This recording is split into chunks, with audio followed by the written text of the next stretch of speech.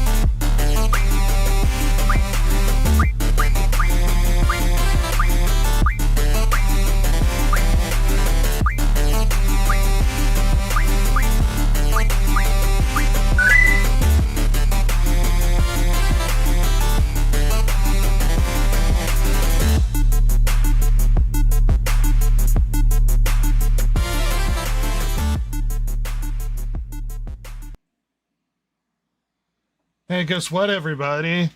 It's the podcast What? day. Oh my god! We made it. I'm gonna begin this by saying that Silver is dead to me, and I will. Over. It's done. We have finally destroyed the beast. I will consume her flesh and live in her desiccated corpse, like that lady in a shoe, or James and the Giant Peach. Yeah. I'm gonna I'm gonna live in her rib cage as the flesh deteriorates around it, and I'm gonna hit a tin mug across them like it's a jail cell. Hopefully, I get a sexy spider friend that hangs out with me. Oh, Yeah, hey, that'd be nice. It's always a plus. a giant spider friend. Silver's Never dead. goes wrong. Or might have homework or something. One of those two. Ew. What's more important, this or your future? I mean, let's be honest. This is your future. This is Don't the you ever future- forget that kaiju monster. This is the future of internet media. This is the future of YouTube. This podcast with our singles of listeners. With our Chance zeros, being- even singles of viewers. Yeah, Chance being classy in the chat says, I would like to take this moment to say PP and furthermore poo poo and sing along. And then he goes, I mean ding along. Ding-a-ling. Keeping it classy. We have the highest class of viewers, as always, as we have the highest class of hosts. It looks like, despite last minute, people have still drugged themselves in here to do the smallest bit of effort for this podcast. Jason, how's it going? Yep, I'm here. Made it. Sweet. So I finished a couple anime this past week. One, the name is unpronounceable. It's something like Utawawe Rumono. I have no idea. Anyway, guy wakes up out of in a forest and he has no memory. He has this white kind of devil mask attached to his face. That one was mediocre. The other one I finished was The Daily Life of the Immortal King. That one was fun. That one was a lot of fun. Especially the like last, I think it's the last episode of season 1 where he just goes God mode on this lady, and it was really fun to watch him just like let loose. Most of the time he's like, no, gotta keep it in check, because if I don't, I'll blow up the world, and he just That's lost a it. common It was fun to feature in watch. anime, especially isekais, where the guy's just so overpowered. There's like mitigation of his power. Yeah, Where he's like, yeah. oh, I gotta hold. I mean, it does have some of the Psyche K vibes, but it's better than Psyche K. I liked it much more. By the way, now that I remember, the art director of dang it, it's not One Punch Man, it's the other one that they did. Oh, it's Mob Psycho. Mob Psycho. The art director of Mob Psycho passed away a couple weeks ago. Oh, Unfortunately. that's too bad. Yeah. I also watch an anime called Revenant, where the main isekai protagonist with the hair gets mauled by a bear and abandoned in the forest. I was gonna say, so it's so Leonardo DiCaprio's in this. There's a bear. Well, he does the voice of the anime character who gets mauled by a Nice. bear. It looked Awesome. like anime to me. Awesome. Maybe I had a filter on it. I don't know. But that bear really messed him up.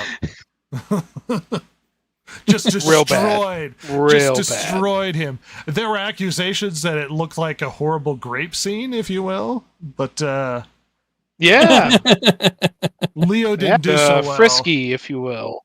Yeah. Crazy enough, he did. This true story. He did get mauled by a bear and survive. There are elements of the movie that are slightly inaccurate. Mhm. But yeah, super happened in the American wilderness. Chance pipes in. I watch no anime because I'm not gay. You homophobe. Seriously.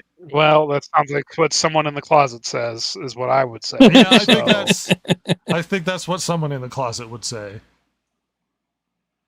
We're saying you're gay, Chance. Anyway, Ross, how's your week going? Oh, it's been great. You know, I watched a film with some friends of mine, Oh and yeah, I rewatched a remember. film prior to that so I could be ready for it, and it was Oh yeah. sure a film. I'm curious. I've been playing some classic Donkey Kong Country. I've been played a lot of Gran Turismo 7, and Hearts of Iron 4 came out with a Oh. new DLC, and I've been playing that. Exciting. But Nice. I would like to start out. Guess what, everybody?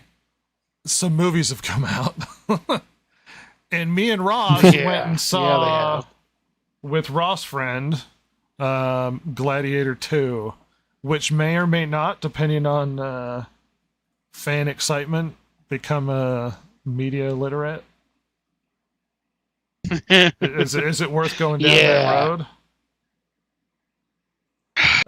I want to say yes, but like you and I were talking about, we're not sure if it is bad enough in an interesting way to make it worth it. Well, it's Let's hope. bad, but also mediocre is the problem. Yeah, And yeah, it's that doesn't That's too necessarily bad because the first garner- one was so good. Yes, Ross is also wrong that it's not as good as he remembers. It's as good as you remember. I remember it for you. I remember for you. it's really not, but it's still good. I mean, I don't want to come off as like, well, actually, it's garbage because it's not. It's a fantastic film, but parts of it don't. It's just it's okay. It's a good movie, but it's not. Ross Black has Hawk Down's a better problems Ridley with, Scott movie. with time going. What Black Hawk Down? I'll be torn as to which one I would like better. Your gripes are I meaningless to me. dude, I would say rewatch that opening fight scene again with the Germans in the woods. It's fucking terrible. I'm gonna be honest. That is like, I hated that scene. It's cut like a Paul Greengrass movie. It's like Jason Bourne up in there. It's fucking awful, and the continuity is shit. But the rest of the movie's pretty good, pretty great. That opening fight scene, that was terrible. Most people. Although seem to I like must the say, opening better fight than scene. Gladiator 2's. Yes. So since we're not gay, let's talk about Gladiator 2 for a second. Ross, what did you think of the film? There's no reason it should exist because the first one exists, and this is just trying to do everything the first one did. Nobody's horrible in it as an actor, but nobody's spectacular. Like when we watched Megalopolis, at least you could say, like, man, that Shia LaBeouf and Adam Driver are sure giving it their all. But Yeah, man, this this movie's horrible awful. movie is acted Um, really well by Adam Driver. Whereas, like, I mean, nothing against Paul Mescal. Like, don't think he's a bad actor, but his character isn't interesting, and even if he's the greatest actor in the world, he has nothing to work with that character. And Pedro Pascal's and everything, and that needs to stop. The biggest problem with this movie, and once again, we may or may not have a more in-depth conversation. The biggest problem with Gladiator is not that it's like it has elements that are all right. The best way I can describe it is like the first act is kind of mediocre, a little boring.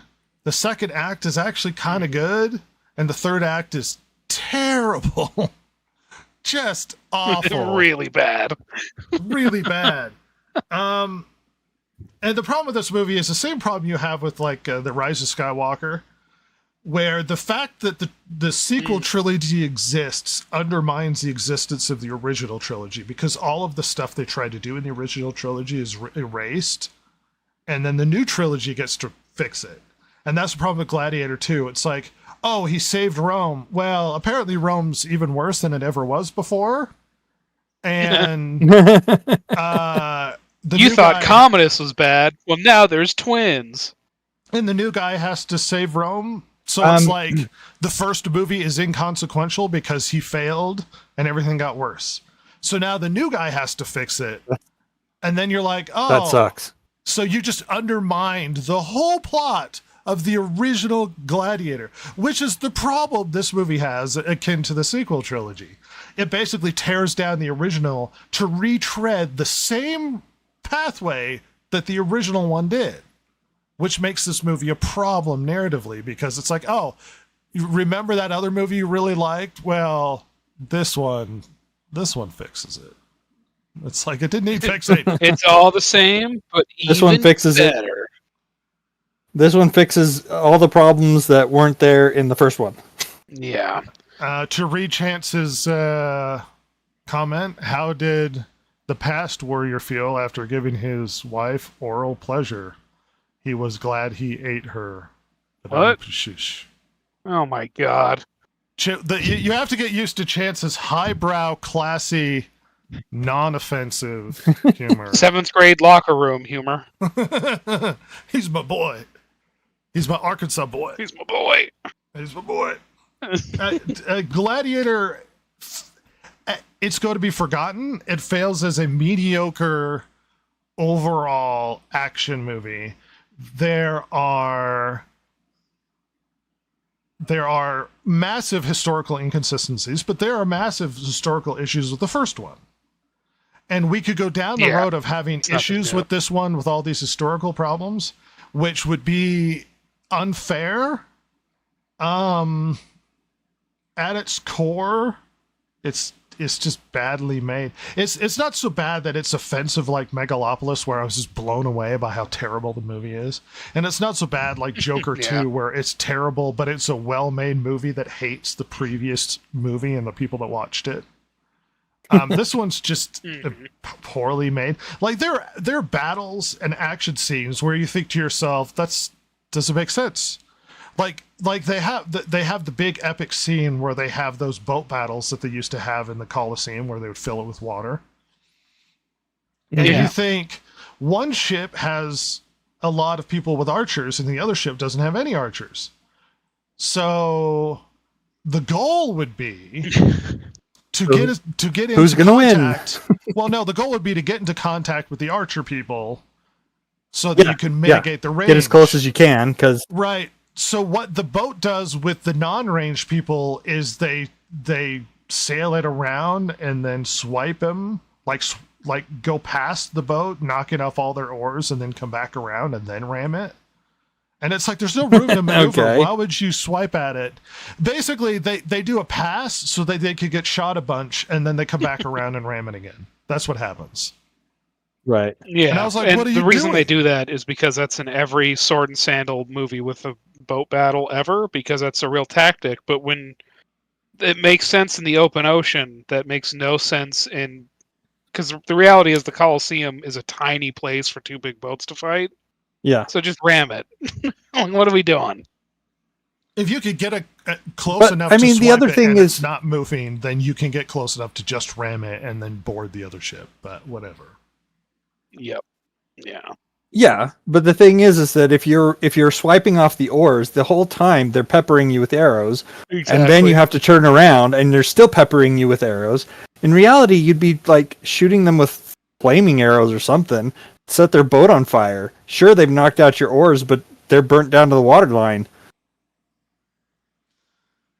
Chance says the film Yeah. was meant to be Well, a they have- popcorn They have that muncher. moment, but it's with.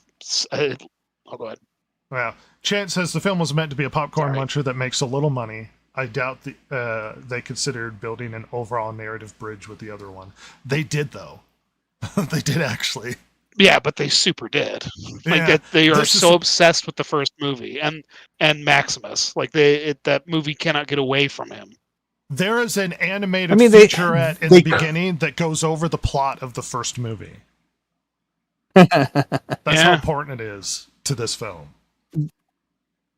They could have gotten away from the first one by setting it in a different historical time period in Rome, and just never referencing the first movie.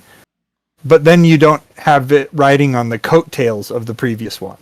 I think that they're trying to have it ride on the coattails because everybody liked Gladiator, and so they're like, Yes. well, this will get the fans of Gladiator because this is Gladiator 2. It's a continuation of the first one. But just from what you've said, to me, it's like this. It does a huge disservice to the first movie and to the fans of the first movie. Although historically, if I remember right, the Emperor after Commodus was just as bad, if not worse, than Commodus anyway. So No, it didn't get Yeah, better. and Cap Cruz says the animation was modernist watercolor too. Yeah, it didn't fit the art style that you would expect for a Roman like piece. You're absolutely right. that about is weird. Yes, it is weird. Well, and the They- problem is it spends a lot of time talking about They the had previous footage. Maximus. It spends a lot of time talking about him. The guy in this image that you see, this new Gladiator, he was the boy in the first movie. It is all about the first movie. It just undermines it. Yeah. It's not a great film. It's Ross hated it coming out of the theater.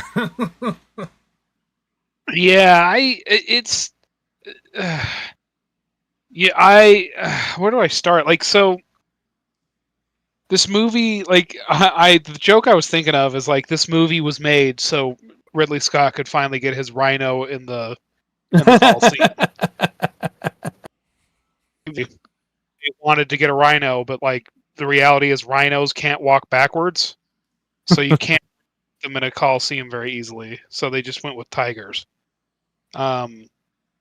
which made more sense and is cooler anyway, if you ask me. But Well, and he now had they have an he island. had the other Gladiator rhino. riding the rhino in, and I was like, you can't domesticate rhinos. Like, what are you doing?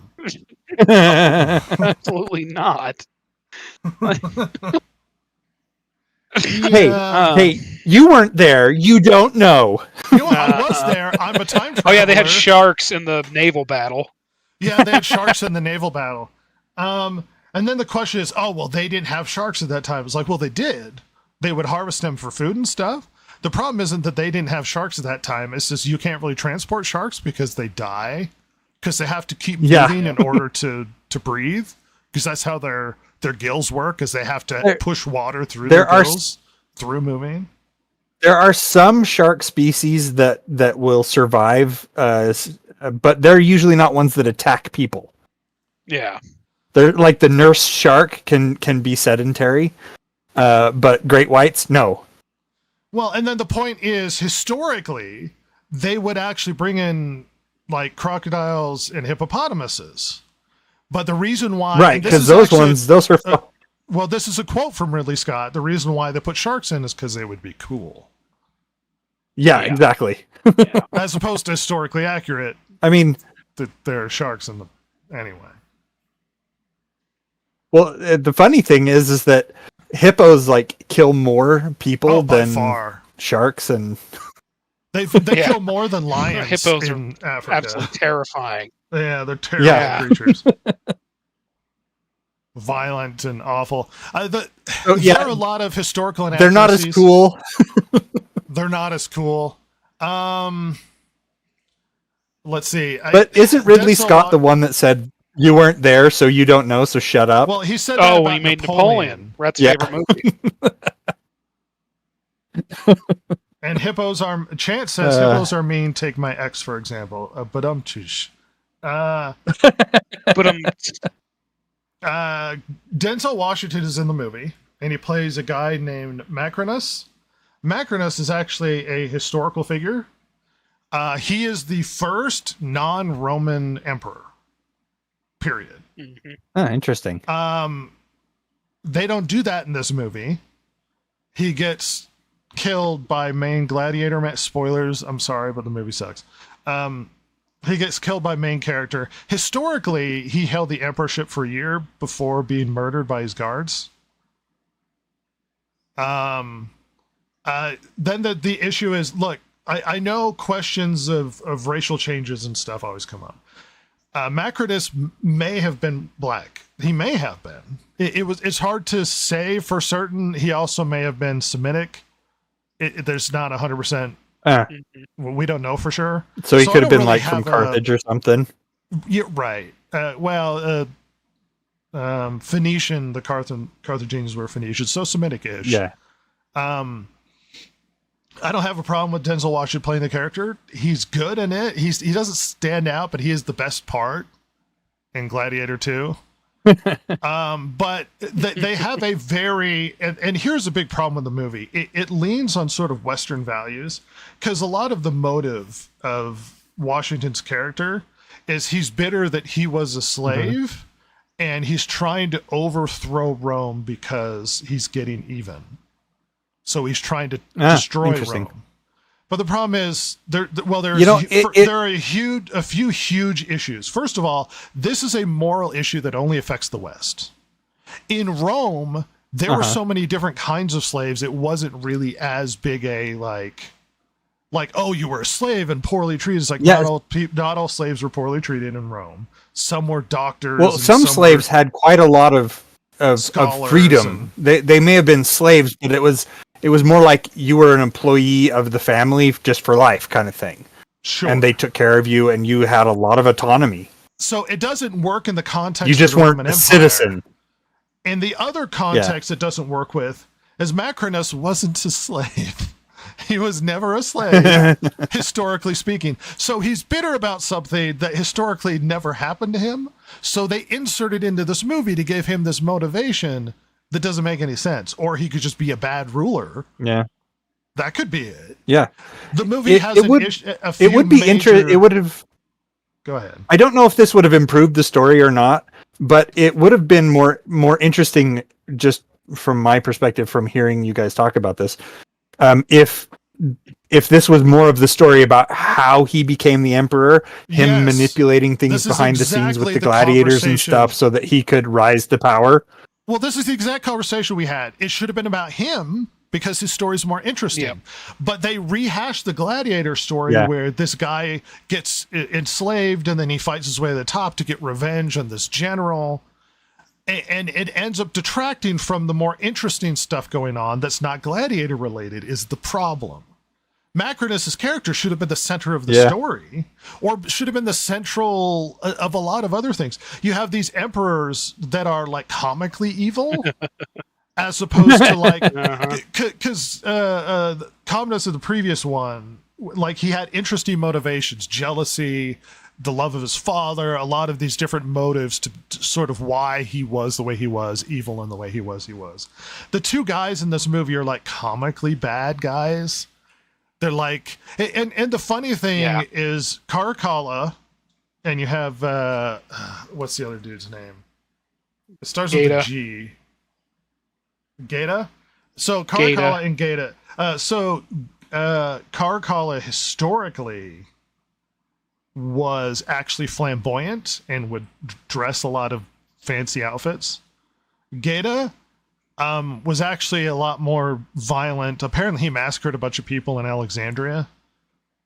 So Jesus. the characterizations are entirely accurate with these two characters, but they're both like fops in this Yeah. one. They're wearing makeup and they're like spoiled children, and there's no depth to the characters. They're just aggressive. And Rome this time around, they're like, we need to save Rome. Rome is worse in this movie than it was in the previous one. It should burn to the ground with how terrible this empire is. The movie has a lot of flaws, and Pedro Pascal's character and the Gladiator kid are basically, both of them are trying to do the story of Maximus from the first one, but with two separate characters. Yeah. And it doesn't work. They should have been the same Yeah, it's person. weird. It's like there should have been two you could have made two movies out of this. You could have had the story about Lucius wanting to take out Pedro Pascal's character, or you should have had just a story about Denzel Washington's character becoming emperor. But like, when you combine all this together, it's just terrible. Like, it's too much. Like, you need to get rid of at least one character, and the obvious choice, with as it is written now, is Pedro Pascal. He doesn't need to be there. Besides that, it's not as bad as Megalopolis, but it's not great, and it's not a great addition to the Ghostbusters, to the Gladiator franchise. We don't need to spend too much time on this. If you want more in-depth review, just harass us and we may do a more extensive media literate thing. That being said, guess what else came out? Anyone? Oh, Wicked. Wicked came ooh. out. Believe it or not, everybody expected Wicked to be a massive hit. Now, it's not in my demographic. It doesn't cater to my interests. But white women love the crap out of Wicked. They love Wicked. Yeah. And advertising's been all over the place. They do. Product placement's been all over the place. I've seen product placement with like cell phone companies and stuff. Wicked is everywhere. And everybody expected it to be a huge franchise. And guess what? It's turning out to be fairly popular. Projections, it's probably going to get to $1 billion, would be my guess. God damn.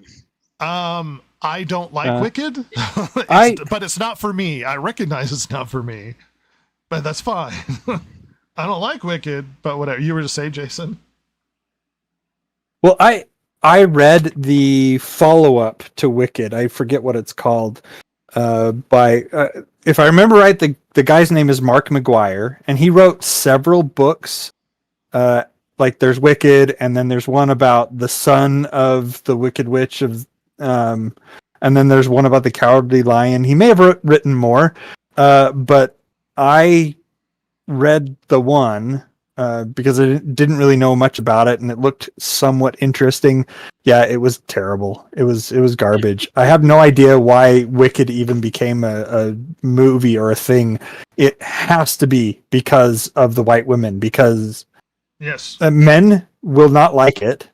No, and his writing, in my opinion, is flawed and just mediocre at best. Here's the problem. Blah. His books are fan stories. They're not from the original author. Yes, so these they are are fan stories about the original Wizard of Oz, changing contextually what happens in the stories. And then they turn it into a play and now a movie. That's how disconnected it is from the original intention of the Wizard of Oz.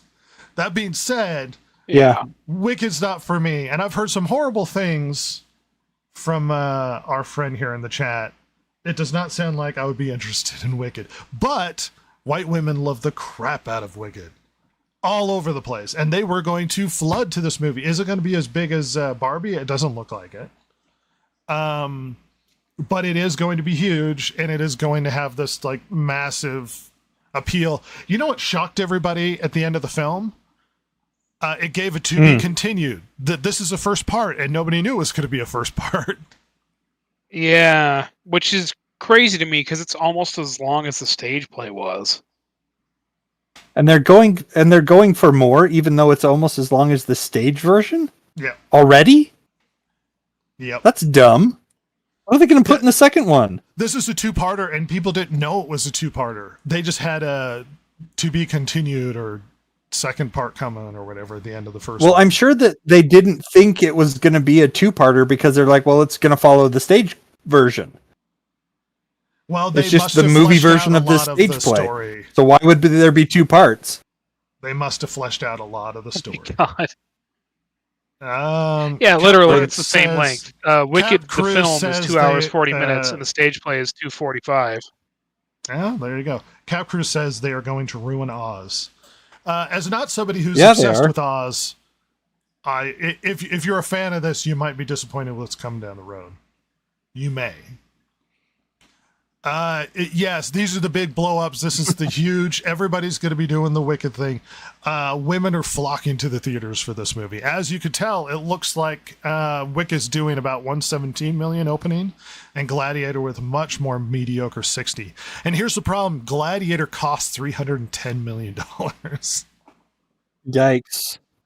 Damn. It is an albatross of cost, just ballooning costs. How Ross, did you have that let's see if I can't find that.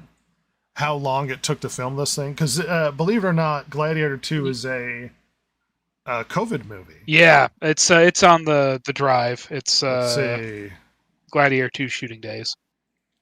Gladiator 2 is a COVID movie. And it looks like Gladiator 2 wasn't. There's a lot in rebuilt here in a about the day. production. Uh-huh. But if you scroll down, he says it took them about 50 days to film. That is absurdly short. He talks. Yeah, I mean, he talks about the rhino and stuff. But yeah, 50 days to film, which is I'm trying to Wow. remember. That's Let's surprising. see. They rushed it through because of COVID. I'm trying to remember how long it. Oh yeah, how long it took to film the original Gladiator? It was. There were a lot of reshoots. Number one, the original Gladiator was filmed in order, and then they had to, because of Oliver Reed's death. There was some post-production shenanigans they had to do because they didn't want to Oliver Reed's recast. death was pretty epic, by the way. So on and so forth. I don't know if you've heard about how he died. Wasn't he in a drinking competition with sailors Yeah, as a 65-year-old man? yeah. He drank a bunch of hard liquor and then a bunch of beers, and then challenged them to an arm wrestling contest and beat them, and then said he didn't feel well and passed out dead. So yeah, that's how That Cosimo is died. epic. That is epic. Oliver Reed, everybody. Oliver Reed. Oliver Reed, everybody. Yeah, That's like a shattering rock star's things. death right there. I expect Gladiator might die off here coming in the next week because Moana 2 is coming. Ross doesn't think Moana 2 is going to be as big a film, but we'll have to see how it plays out. But it feels like Moana 2 and the Wicked audience are going to have a lot more crossover, and you're going to see a lot of them coming out for the Thanksgiving week because people have time off. Wouldn't surprise me. Yeah. You may see a bump in Gladiator 2 from men, but it seems like most of it, I would guess, is going to be flooding to Wicked. And Wicked's doing really well. Dude, when I was driving around yesterday, like through town, I passed the movie theater in the center of town, and it was bumping pretty much all day. And then it was the one we went to was packed. It's crazy. The people are coming out in droves for that movie. Cap Cruz says Disney adults, which I don't think you're wrong. Disney adults are going to go to Moana. I think Ross is wrong about this. Yeah, oh yeah. I think it's going to be a big movie. Well, I mean, We'll see. You're home for- I just don't want it to be. Well, I don't want it to be either. I can totally see, a lot of families going to this because it's Thanksgiving. Everybody's home from school and has days off of work and whatever else. So yeah, that seems totally appropriate that we would get that. She also says the demographic that are heavily into MLMs and pumpkin spice lattes. Yeah. Apparently, according to actress Cynthia That was part of the Erivo, fun when we went the other day, was to see which couple was going to Gladiator or which was going to Wicked. guessing. Apparently, according to actress Cynthia Erivo and Ariana Grande, claimed that the original Wizard of Oz novel promoted pride values. I don't think so. The original Wizard of Oz novel was an allegory for switching to the gold standard from silver. No, it's all about the gays. Don't you know that?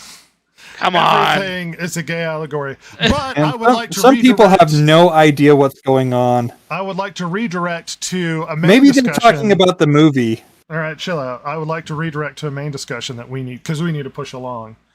The media seems to be collapsing on us, and there are some interesting things that have happened recently. A lot of the people that have been on Twitter have flooded to an app called Blue Sky, and apparently within the first 24 hours after the Trump election, they received 42 reports, an all-time high, where they were receiving about 3,000 reports an hour. To put that into context, in all of 2023, they received 360,000 reports. Basically, all of the people that are complaining about things happening on social media have flooded the Blue Sky, and Blue Sky has been just bombarded with reports of things people don't like on Blue Sky. Everybody's been flooding in that direction. Yes. Everybody's been flooding in that direction. As a bunch of... And I'm going to add this Rob Reiner story just because I think it's funny. Rob Reiner checked himself into facility because of Trump's election. Oh my gosh. Did he start smoking again? Well, he might have. Believe it or not, as much as we are not a political podcast, the election has had a massive effect, not just on politics, but on pop culture. And there has been a cascading, drama-filled effect down the road. And suddenly we have seen a big dump on massive media outlets, as well as things like social media, people shifting to Blue Sky, celebrities leaving the country. Ellen DeGeneres has moved to Great Britain. No, wait, don't go. Yeah. Good riddance. She was a terrible person. After the election, CNN is expected to have hundreds lay off as the media giant is doing poorly. We are looking at, let's see, MSNBC. MSNBC's ratings after the election dropped 52%, and Morning Joe dropped 15% more after talking to Trump at Mar-a-Lago. Goodness, let's go to the New York Post. See what they have to say. MSNBC staffers in a panic as NBC parent company plans to spin off the channel and possibly change its name. There is heavy rumors that they're going to sell MSNBC. Oh, wow. And God damn. Elon Musk made a joke that he might buy it. Musk TV. In order to maintain stuff, they lowered Rachel Maddow's. She's one of the only sort of polling show on MSNBC, but they lowered her pay by $5 million. Wow. God damn. I don't know how much she has left, but there's been a huge cascading effect across the media as well as gaming. In all of 2024, we have had about 8,800 video game layoffs. Kotaku has had a bunch of layoffs recently. Alyssa Mercante has been let go. Oh yeah. CNN or IGN. I'm not entirely sure if they're expecting layoffs, but they did have layoffs this year. Now, a lot of these are directly related to Trump's election, but a lot of them are related to the decline that's happening across the board. I can speculate. I'm curious what your thoughts are as to why there's been a massive sort of crash in media in recent days and this year overall. And institutional. I mean, we've talked about this to some degree, but I'm curious as to what your thoughts are on this. Where did I drop my?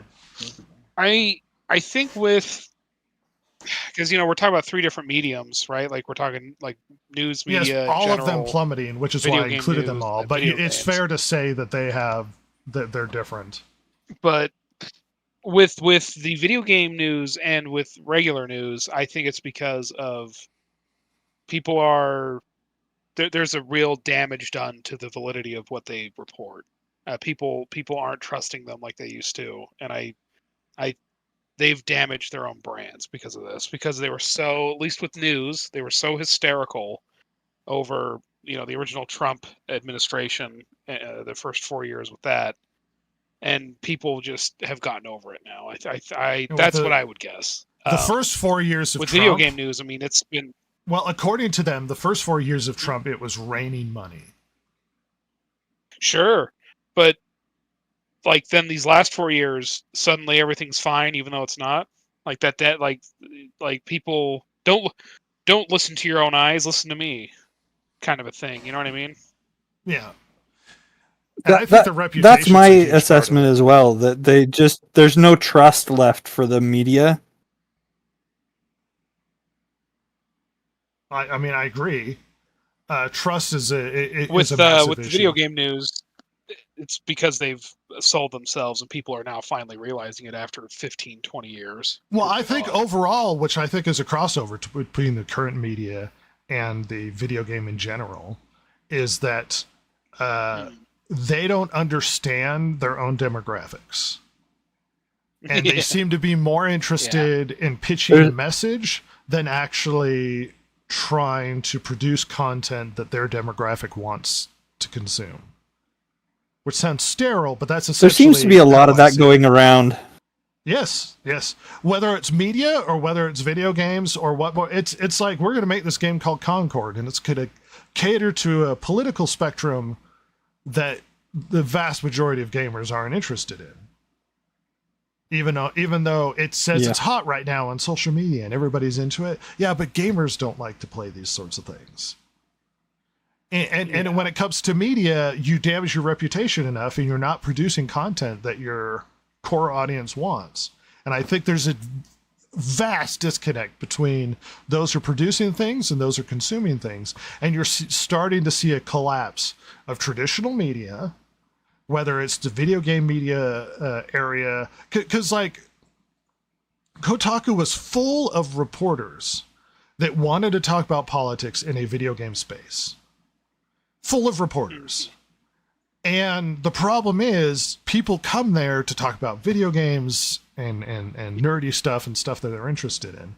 And it came to a head where they just had to start laying people off because people aren't reading their content. And they get upset that claiming that the editors are trying to censor what they're trying to say. Like somebody came out with a PS5 review during COVID and spent a lot of it talking about COVID and how upset they were with Trump. Yeah, I forgot about that. And it was like, what are you doing? Tell me about the PlayStation 5. And it's like, they don't understand the audience that they're trying to talk to. And they're paying for it. It's not just I'm complaining about Kotaku being a terrible site. They are paying for it because they don't understand who they're trying to talk to. I have a comment in the chat from Cap Cruz, who goes on to say the demographic that are heavily into wow, that's the wrong one. I see more left-sided media, and there was almost a palatable shock that Trump won. I agree. They feel that the echo chamber was so strong that they are looking for new sources. It led them astray. I 100% agree with you. I think those who were trapped in an echo chamber talked themselves into believing what they wanted to believe, and the results are what we got. And I think there is a huge disconnect between those who are producing this content and those who are consuming it. And there's a vast disconnect between the huge portion of the country and the rest of it. And I'm not just talking about politics. I'm talking about what people want. There was an elitist perspective when it came to all of these things that we need to cram this content down your throat because you should care about it this way. You should consume the products I want you to and receive the message I have to share with you because it's important, because I know better, because I'm smarter than you and I'm better than you and I'm turning into Cenk Uygur with this conversation. Oh yeah. That being said, my favorite buffalo. Things are collapsing across the board when it comes to media. And video games are having a massive coming to terms. We are having huge budget video games come out recently. And it's not just the obvious ones like Concord and Dustborn. We're talking Star Wars Outlaws. We're talking Dragon Age. Yeah. We're talking the new Veilguard. Assassin's Creed coming, Veilguard. We're talking the new Assassin's Creed coming down the road. They don't understand their audience, and they refuse to believe that they're trying to pitch products to people that don't like what they're trying to say. And that is the big issue that we're having here. If you want to make your woke game, as this podcast always says, make it. But don't be shocked when nobody buys it, because that's not enough big demographic to consume that product. Anyway. Do you think... I was thinking about this today. So, in one of my previous jobs, I worked in a small... I guess it'd be a non-for-profit, but like it basically it's a situation where it provides services to people in rural America, and they survive on grants, right? I mean, the reality is they would have to survive on grants, and it reminds me, because I talked to the guy that did the money handling of all that stuff, and he'd be the guy that would put in for the grants and all that sort of stuff, and they treat it so funnily to me, because to me, I view it as like, yeah, I mean, thank God, like, for these grants, otherwise this should never exist. But like, that's not real money. Like, it's money you got to use, and a lot of times they come with stipulations of using it for certain kind of services, blah blah blah. But it reminds me of like the DEI stuff that's getting put like in film and in video games, especially right now, like, because they're getting money for that, right? Like, that's the idea. Yes. You hire these consultation companies so you can get that sweet money from investment firms, or anyway. BlackRock, Vanguard, and I think there's another one. But these big investment firms are basically saying, we're going to throw money your way, but you have to fulfill these certain DI requirements, which is why they hire companies like Sweet Baby Inc., which allow them to fulfill those DI requirements so that they can get this BlackRock money, because BlackRock has an agenda and they're using their big pocketbook to sort of fund and push it. Right. So, but it's funny because like that's like the same kind of, like, this was a business 10 years, even just 10 years ago, or especially 20, like this was a business. Like, if you didn't make something people wanted to buy, you went away. And how many great development companies died because they had just had that one title come out that they put all their eggs in that basket. They put all this effort into. I mean, it almost happened to Bethesda back in the early thousands. Like, Morrowind saved Bethesda because they had Redguard and I can't remember that other one. It was like a weird multiplayer Elder Scrolls that just ate a big one. But then they came out with Morrowind and it saved them. But like, now they're like treating this like they're spending $1 to chase another dollar, or God, sometimes they're spending $1 to chase a dime.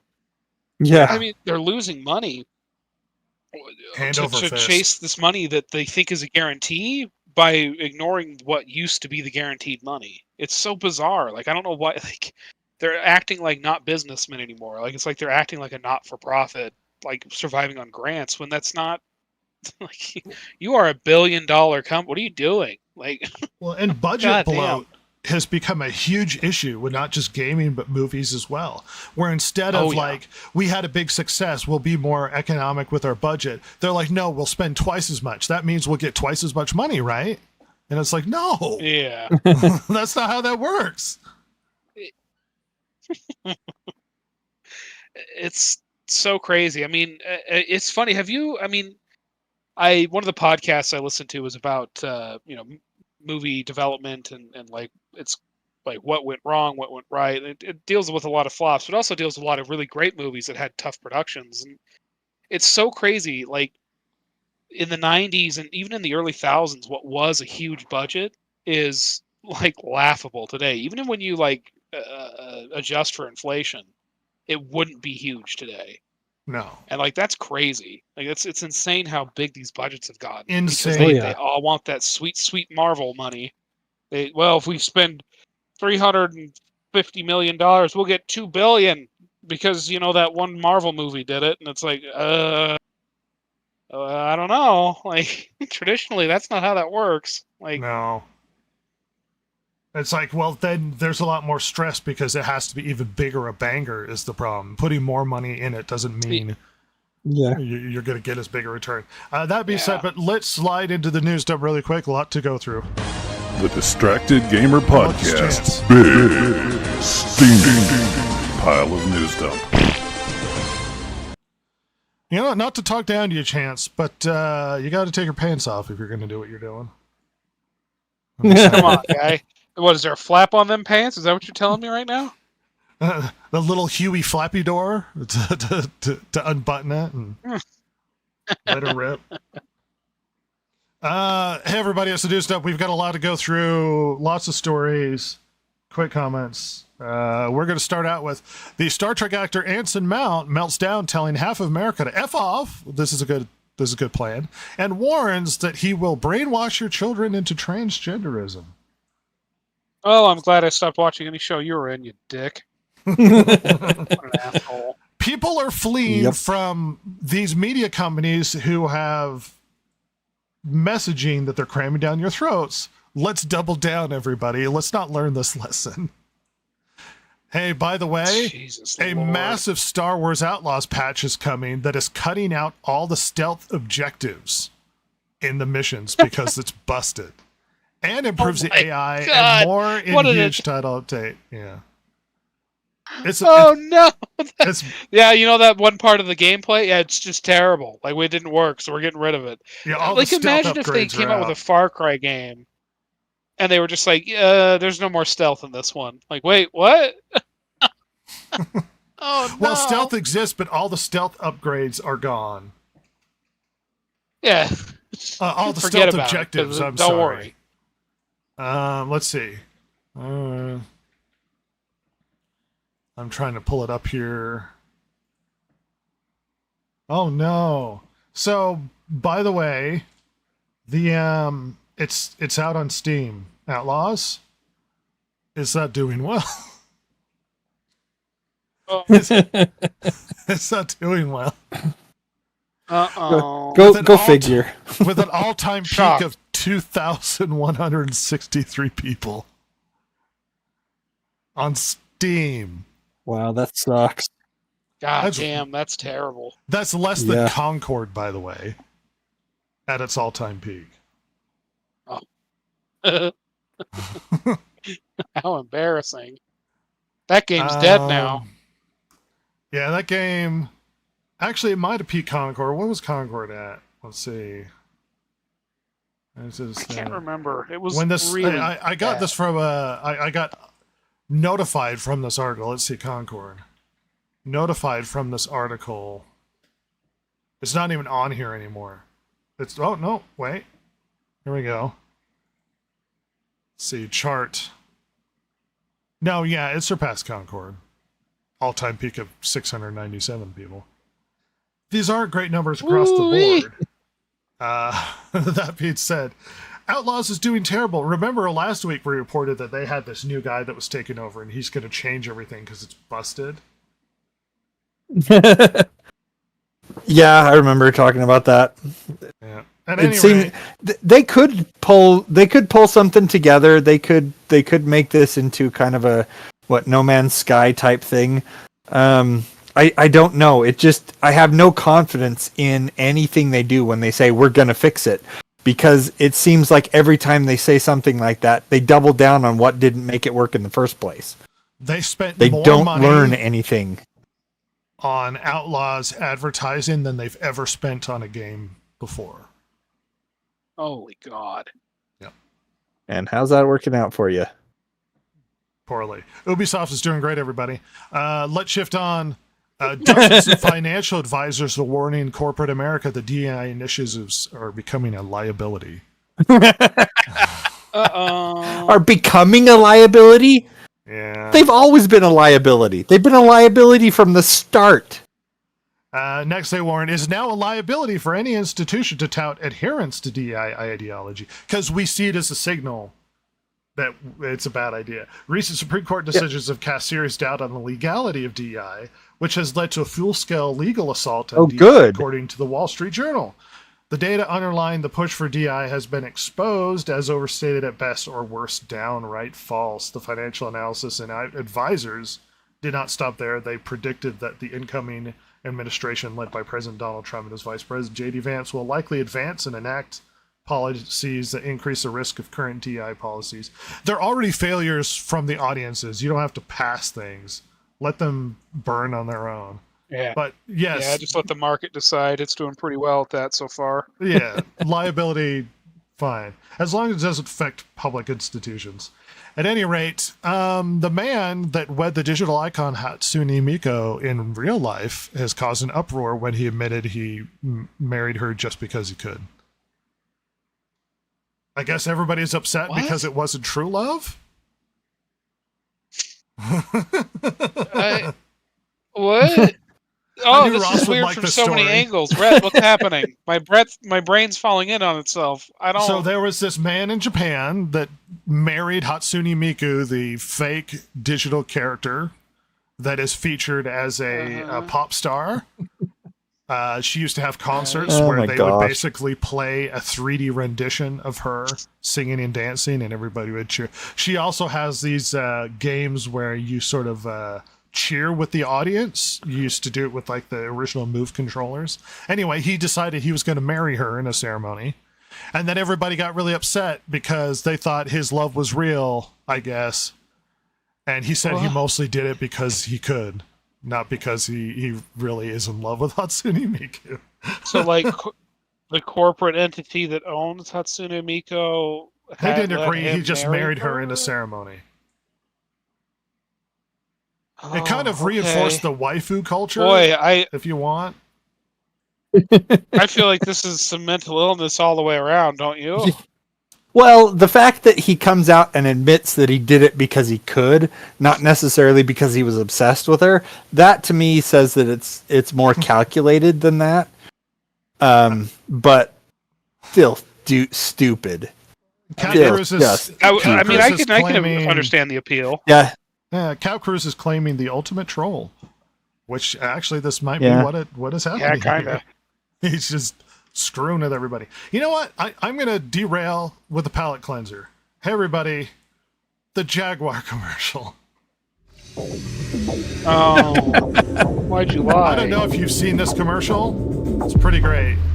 Now, That's maybe I part of it. spoiled it, but you might ask yourself, what is it they're advertising? What sort of weird fashion Motor cars. or I don't know, perfume of some perfume? kind? Oh, maybe it's a vodka bar, and It's Oh, Jaguar, it's the cars. car company, with a bunch of androgynous Gen Zs. What a terrible commercial. And I know it's sort of cliche. Everybody's that's talking about how awful this commercial is. that's a horrible commercial. And Yeah. the question is, like, who are they advertising to? and it's funny because like there's some heat right now with Jaguar and their dealers because like they're not going to be making cars for a year while they switch over to this all electric rebrand. So what are they supposed to be doing? Like these dealerships, and remember, like the U.S. has legislation in where like you can't really direct buy vehicles from the manufacturer. There has to be a dealership system. Well, advertising, for better or worse, is supposed to get it in your head. It's supposed to excite you. It's supposed to get you interested in the product. I would tell you, I am less interested in buying a Jaguar because of this commercial. Well, you think about the traditional Jaguar buyer, the purchaser of a Jaguar. Masculine guy. You wants a definitely fast think car. of someone who goes to a vodka bar in the gayest part of London or New York. Wait, An androgynous weirdo. wait, no. Cap Cruz says, I love it, especially the automatons.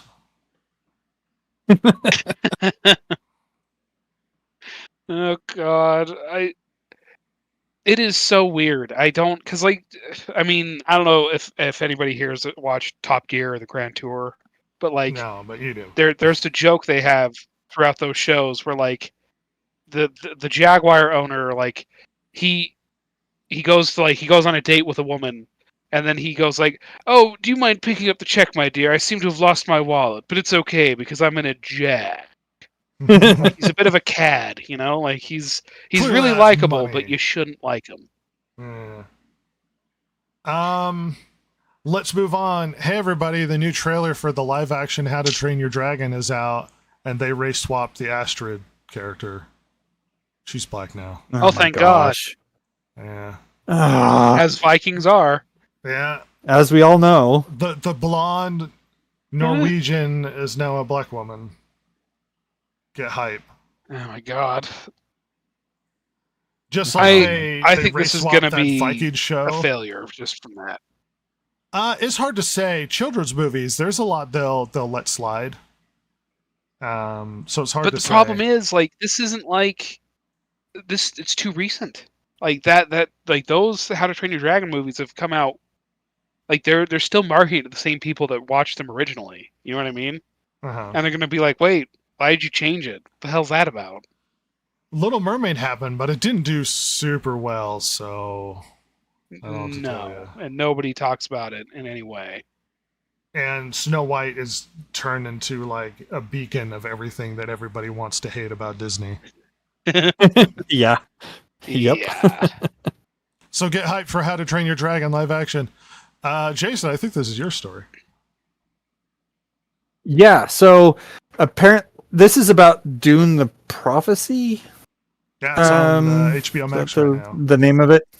Yeah, apparently the guy who starts out this article says, if you enjoyed Denis Villeneuve's Dune movies, but you think they'd be improved with a script written by a women's studies major, then Dune Prophecy is the streaming show for you. So apparently they cross. It's like Game of Thrones without the action scenes, and all the players are replaced by angry matrons in sensible black dresses. I haven't watched it. I want it to be so, good. Yeah. The best I've heard is it's dull. Yeah. Yeah. It seems like they missed quite a bit of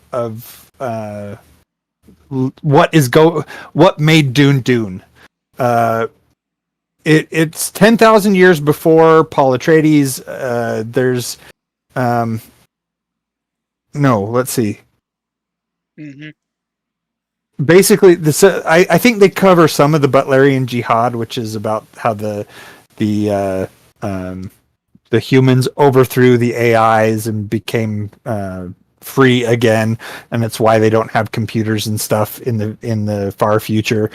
But they have this jealousy with the Harkonnens, which means they haven't read any of the extended books, because that's not why the Harkonnens were enemies of the Atreides according to the books. But yeah, anyway, it's like it says here, apparently it's like watching Bridgerton in space, so they basically didn't target this to the right audience. Again. There's been a lot of this. Arcane came out recently. Season 1 of Arcane I quite liked. Season 2's not very good. Yeah, that's what I keep hearing, that people don't like season 2 really at all. Yeah. The only real good series that came out recently was Penguin. And Penguin was a blast. It was really good right up till the end. I'd recommend Penguin. Let's shift on. For our next article, we have... Oh, another Jason, it looks like. Yeah, so, and this one blew my mind a bit. Apparently the creative director for Borderlands 3 has come out and said that co-op has been radically underserved for years, and that's why Helldivers 2 was such a success. And so Arrowhead Studios, that he's heading up now, is going to be coming out with a first-person co-op that's going to have lots of... There's number one, we have to create a great game. If we don't create a great game, nobody's going to want to come to the game. I think the co-op itself has been growing year after year. If you just look at it, it really has. I've mentioned Helldivers, and I think it shows people are hungry for this co-op experience, especially with the internet right now.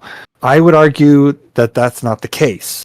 I would say that with the glut of these co-op shooters that have died, and basically that it's such a hard market to break into, that that's really somebody who has missed the point yet again.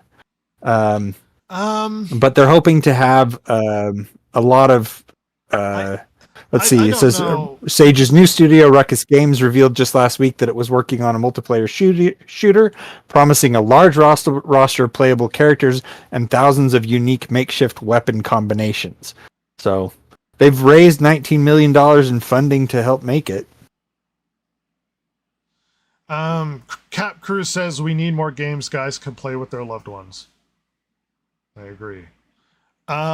Yeah, I mean, couch co-op is something that's absolutely dying. Yes, but the problem is, if there was a huge enough audience, these would be drawing in.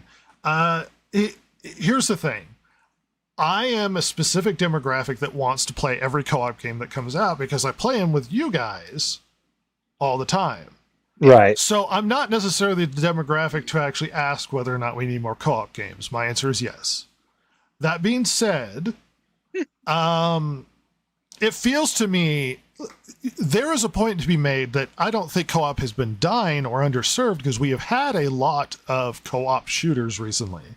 Everybody, let's see, Vermintide 1 and 2, we had Darktide, we had the multiplayer for Return to Moria, we had, what was that zombie game that we all played that came out last year? Oh, Back 4 Blood. Back 4 Blood. Yeah, Back 4 Blood. Redfall. Redfall, that was just a massive failure, the purple vampire game or whatever. It's not that there aren't co-op games out there, but the problem is co-op, in my estimation, has the same issue that multiplayer does, because everyone's like, oh, new Call of Duty, everybody's going to be playing it, and then no one's playing it. And the problem with multiplayer shooters, as well as it comes to co-op games, is you essentially have the game that everybody is into that floods to. And when the new shooter comes out, it draws all the audience to the new shooter, and then it drains them all from the other one. And I think that's how it goes with co-op games. The big co-op game that's really good that everyone's playing, everybody will be playing regularly who are into co-op games until it gets replaced by the next co-op game that comes out that the co-op people are going to move to. I don't think necessarily it's underserved. If anything, it's underserved by quality games. That might be the thing. But there are co-op games more out there in the last couple of years than I've seen in the last 10. There is a kind of a ray of hope with this game, because apparently he says before you put your toe in the water to do co-op, can you play solo? So I hope the answer is yes. It could be that this is going to be a solo game that also has co-op, or a co-op that also has a solo gameplay arc that you can experience. So, that's really what it's going to come down to. Can you enjoy it by yourself, and can you enjoy it with other people? Sure. Let's shift on. Coming from Fandom Pulse, the Substack, rumor is that Sony is getting a massive tax write-off for Concord after shutting down the game studio and closing developer Firewalk Studios. Wow.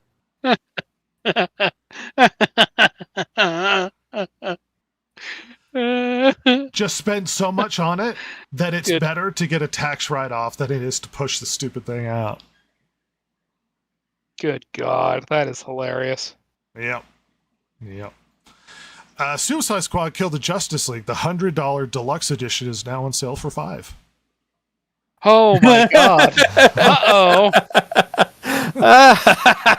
So go out and get that screaming deal, everybody. Great deals going on right now. Go out and get it. Everyone's definitely playing it too. You should definitely play it. Moving on, HBO says that Harry Potter series will benefit from J.K. Rowling's involvement.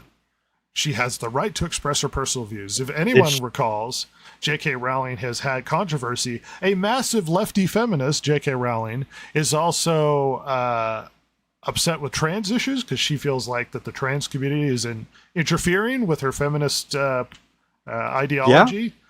And she got lambasted as this horrible person on the internet for not towing the line. Well, because the political winds are shifting, it looks like HBO is saying she has a right to express her personal views. How magnanimous of you, HBO. J.K. Rowling. HBO can suck it. J.K. Rowling is intimately involved with the new Harry Potter series, which I speculate that she's making solely to erase the previous iterations of Harry Potter and Hermione and whatnot, because those kids end up criticizing her down the road. So she's just not going to make better versions of them in the series, would be my guess. Let's hope so. Yeah, it's going to be worse. Because, I mean, the movie version of... Anyway, not to be a Harry Potter nerd, because I'm really not, but, like, the movie version of Hermione is already worse than the book. Like, she's very annoying. It's just going to get worse from here on in. Well, she is the Ron character and Hermione character in the movies. Like, Ron is literally useless. Anybody expecting race swaps with the series? Absolutely. She will. Because she was in that play, right? So Hermione was changed, yeah. All right, let's go along. Microsoft Flight Simulator 2024 has come out and apparently has had massive fails on launch day with issues preventing players from actually accessing the game, which is a bad launch. Wow. If anything, you want your launch to be smooth. That's really bad. And for the new flight crashing and burning is not a good idea. Yeah. You want your launch to be as smooth as possible. Well, it's a good sign for Microsoft. After a string of failures, to have another really great one. That's what that rules. No, what are you talking about failure? That space game was great. Yeah, that Bethesda space game we paid too much money for Bethesda for is doing really well. Yeah.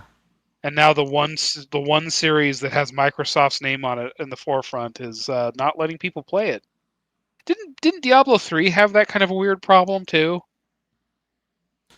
Back in the ether when that was always released. Online thing had a lot of crashes because if you couldn't get online, you couldn't play it. Yeah.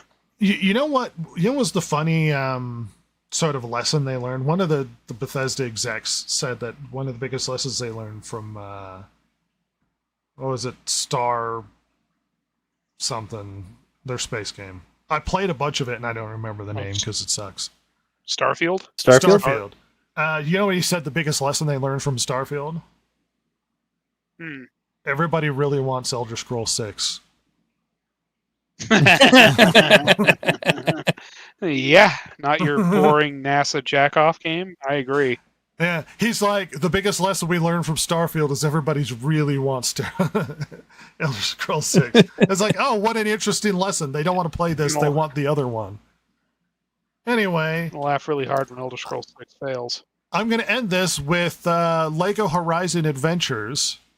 The LEGO version of the Horizon games debuts to even less Steam players. Holy cow! Holy cow, that's awful. Debuted at 602 people. 602. Wow. God damn. I mean, nobody liked Concord, but people and like everybody Horizon. loves Lego games.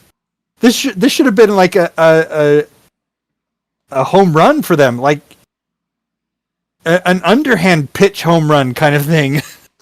At least on Steam, not a success. Maybe it'll be on PlayStation or something, but no one cares about this game on Steam. Good lord. I mean, that's shocking. I would have guessed the Lego it aspect of it would sell more than that. Well, yeah, I would guess it would have done reasonably well, and it has not. It's it is a crash and burn of absurdly epic proportions. As someone who's mildly antagonistic towards Sony, that makes me laugh. Another win for Sony. Another win for Sony. Another big win. Let's see if I can. What is it we said when we found out that they were making this Lego version of the Horizon games? We're like, oh yeah, that's going to be good because so many people that are the audience for the Horizon games are going to be playing this with their kids. It just didn't feel like there was a lot of demographic crossover between the Horizon fans and Lego fans. An updated Steam one of the things all-time peak is still at 602. They haven't surpassed that yet. So, God damn. So one of the things that has been an appealing aspect in my mind for the Lego games is that usually the Lego games are adapting movies or comics or something of that nature. So you're playing something that you want to play, like Batman or the Marvel or Star Wars or something of that nature, where you're playing the movie, you're playing the comic. And this is there's a Lego version of a video game. So why would I play the Lego version when I could just go play the video game version? I mean, That's a good point. I never thought of that. That never even crossed my mind that this is weird that Lego's doing a Lego video game of a video game. They Yeah. had to have thought I mean, that I there can was go some and get sort of- Lego The Hobbit or Lego Lord of the Rings Well, no, I agree it's an odd. and have the movie experience. I agree it's odd, but they had to have some sort of like media to suggest that this would be a good idea of a crossover between the Horizon games Maybe. and Lego. They had to have something to suggest that this would have been a good idea. Like I don't You'd hope they did any sort of research. Maybe they didn't, though. I mean, the crazier things have happened in the world of corporate dumbassery. That's very true. Hey everybody, it's fight night. Fight night. Silver's not here to have a stupid argument about stuff.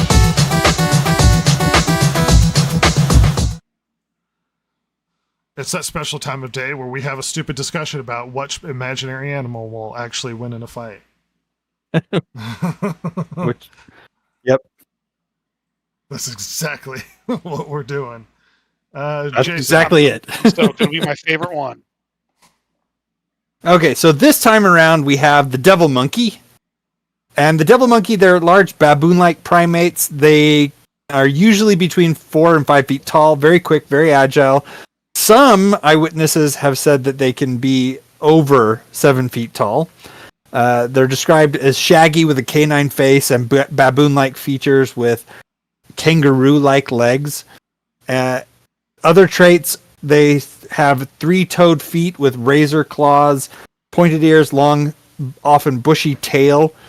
And that is... Hello, Rhett. Yeah. What's the problem? I switched because I'm trying to. I'm going to pull out the fight.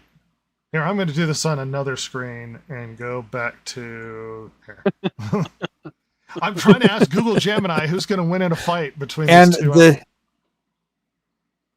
The devil monkey is facing off against the Nandy bear. It sounds really weird, the pants, but yeah. The Nandy bear is much bigger usually. They're carnivore, high front shoulders. It's over 4 feet tall just at the shoulder, and that's the Nandy bear is fierce, nocturnal, stands on the hind legs. The Nandy people, that's in Africa, if I remember right, they call it a carrot. It has reddish hair, long feet. It's said to scalp people. Oh. Yeah. Kenya, through the 19th and 20th century, it's never been caught or identified. It may have been an anthropoid ape, now extinct on account of decreased rainfall. So these ones are much bigger, more of a bear type creature, usually. Well, I They're have the bigger Google anyway. Gemini answer to who would win in a fight between these two. The devil monkey and the Nandy bear are both cryptids and limited information available, making it difficult to definitively determine who would win in a fight. However, based on the descriptions of their physical attributes and reported behaviors, we can make some educated guesses. Devil monkey described as having a baboon-like muzzle and being aggressive and ferocious, reportedly charged at a car and left deep scratch marks. Oh. Nandi bear, described as large primate-like creature with lion-like fangs, known to raid sheep herds and rip sheep apart. Considering their size, strength, and reported aggression, it's possible that the Nandi bear might have a slight advantage in direct confrontation. However, the devil monkey's ferocity and potential agility could make it a formidable opponent.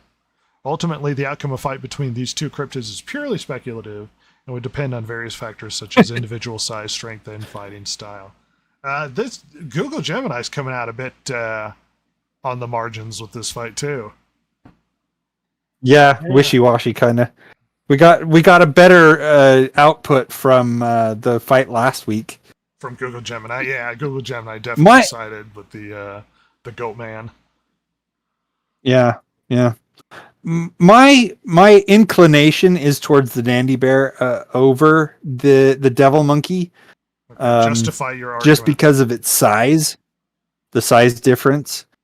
But being the fact that the devil monkey is described as described as quick and agile, which isn't really one of the descriptors for the Nandi bear, it could use that to its advantage and take the win. But like I said, my inclination is the Nandi bear over the devil monkey. Have you seen baboons? They're pretty gnarly. Like, they're vicious. Oh yeah, they are. Oh yeah, they are. The documentary film Gladiator 2, they killed a guy. They did kill a guy. Did they kill a Nandi bear? No. There's no Nandi bear in Rome, mate. So we'll never know. You know what I like is the monkey in Gladiator 2 is a South American monkey. Oh, Dondo. Yeah, first consul Dondo. First consul Put of some Rome. Respect on his name. Yeah. Well, didn't Nero make his horse a consul? He did, yes, Yeah. and he also made a legion fight Poseidon by having them whip the sea. So, yeah, is that something? Good use of everyone's time. Which Persian king had them do that? Was that Darius or Xerxes? I think it was Xerxes. It was Caligula. It was Caligula, not Nero, that did the horse thing. Oh, you're right. Was it? Anyway. Well, that's I didn't think it was Nero, so I looked it up. It says, according to Roman legend, the Emperor Caligula planned to make his favorite horse Incitatus, consul of the Roman Senate. Caligula had his troops Xerxes, whip wasn't the. it? 'Cause didn't he cut like a canal too. in the Peloponnese, like the Three Fingers in Greece? I don't recall. It's been a while. My ancient history is terrible. But it's always funny when they have armies attack the sea. But as I recall, he whipped the sea as punishment for something. Like they sank one of his ships, and he's like, "Whip the sea," and they're like, "Really?" And they're like, "No, whip it." Like, I'll teach this god who's boss. It's like, okay. And they just whipped it. They're walking away. And they're like, it's still Poseidon. But the Romans did do it too later. But the first I recall is there was a Persian king. It was the Persians, yeah. Here's the thing. Just to reiterate the point of these conversations, we have a conversation about who would win to come out with the ultimate cryptid. But these conversations could be anything between Superman and Batman, or a soaking wet Arnold Schwarzenegger versus Danny DeVito on a year's worth of testosterone. The point of these conversations is to have a stupid argument and justify your arguments. Okay. So may I see the Nandi bear slide real quick? I just gotta check one thing. You may. They're similar heights. You know what? Baboon devil monkey. That's the Nandi bear down on all fours. That's at the shoulder, from the ground to the shoulder. If he were to stand up on his hind legs, he'd be much taller. Yeah, Here's but what devil monkey jump on its back. It's the devil monkey. Yeah, because look at that face. Look at that face. And if he does have claws on them dumb little three toes, I mean, he's a danger. I mean, the agility, the speed of the game changes. And he's and got that little baboon face is legs. gonna tear you up, boy. kangaroo-like legs. He could jump. He could jump on that bear. Yeah, Bears Yeah. are right on that nanny bear's back. as vicious as they are. If he could get onto the back of it and start tearing up its neck and stuff, this might be a different story. Devil monkey, 4 to 5 feet tall to 7. So quick and agile. So some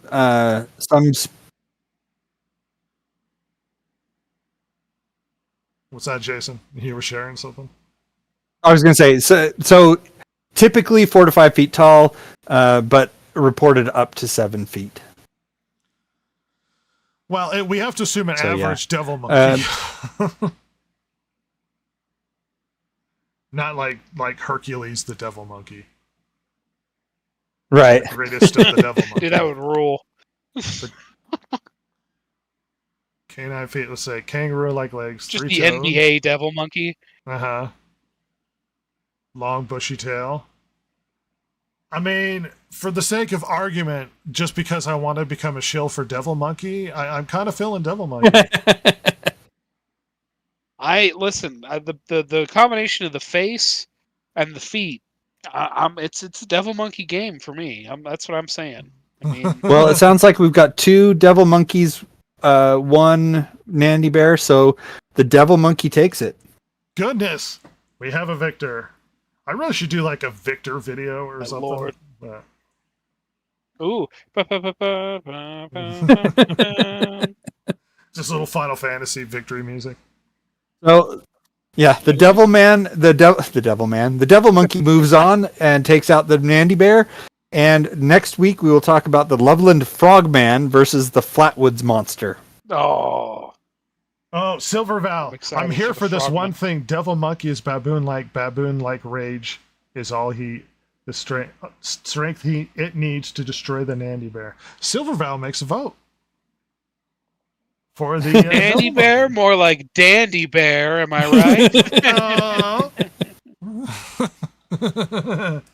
right? Silver Val has weighed in, and the victor is the devil monkey. I'm glad you were listening, bro. Hopefully she didn't listen earlier. Otherwise, don't. Yeah, don't we worry didn't make about fun of you a lot or imply you were dead and we are living inside your corpse. Like James and the it. Giant No, Peach. that would never happen. We would never. Never. Whoever told you that's a liar. We're caring friends who care about our friends. Absolutely. The most caring, some would The say. most caring. But I look forward to this absurd fight continuing. And maybe I'll put in some Final Fantasy victory music in it. Copywritten, of course.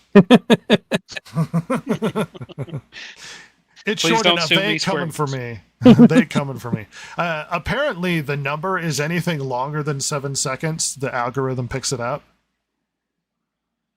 Good Lord. So you got to keep it short enough below the 7-second mark. It's good thing we know that.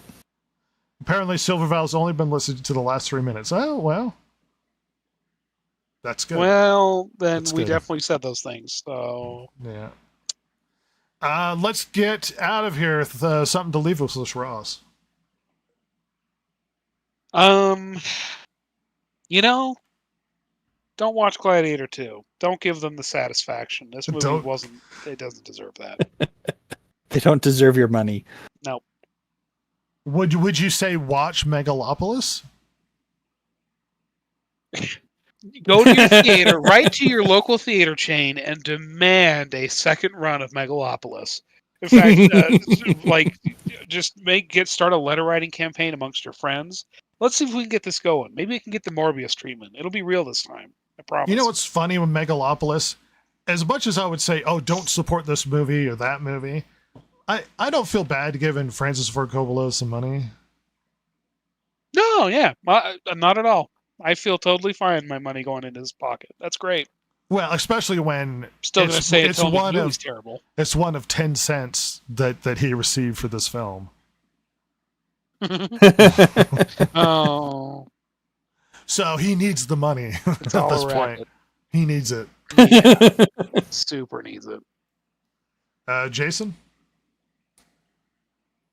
Well, I was checking in December to see what the movie scene was like in December, and I gotta say, if Moana 2 is the only thing to look forward 2 for next week.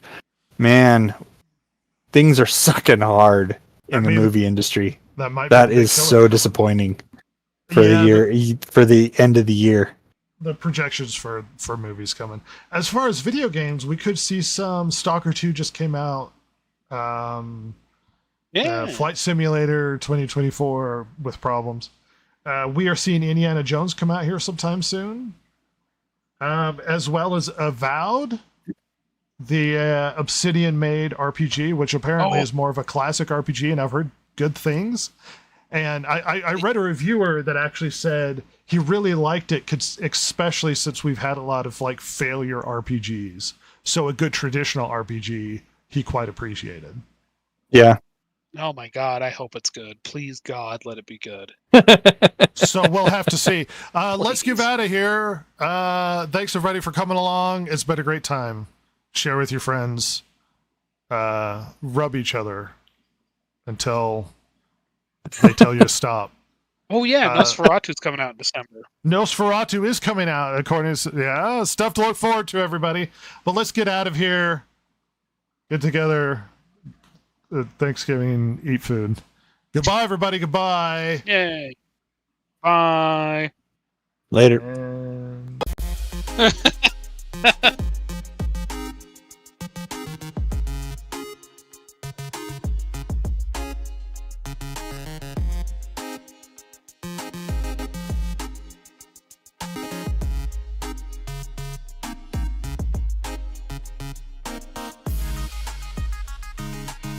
If you like the show, follow Rhett, Jason, Ross, and Silver, the world's most lethally stupid internet personalities, on Twitter at DGPodcast or on Instagram at DistractedGamers. If you liked or hated what you heard here today, you can email them at thedistractedgamers@gmail.com and share your feelings. Not that Jason would care, since he hasn't any, of course. Oh my God, it's so juicy.